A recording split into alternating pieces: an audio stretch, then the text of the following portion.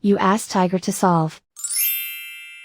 This deals with linear equations with one unknown. The final result is f equals -3. Let's solve it step by step. Swap sides. Group all constants on the right side of the equation. Add 9 to both sides. Simplify the arithmetic.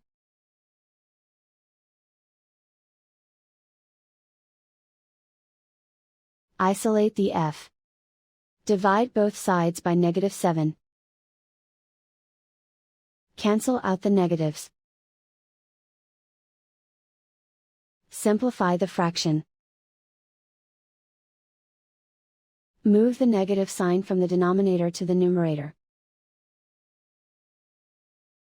Find the greatest common factor of the numerator and denominator. Factor out and cancel the greatest common factor. And so the final result is f equals -3.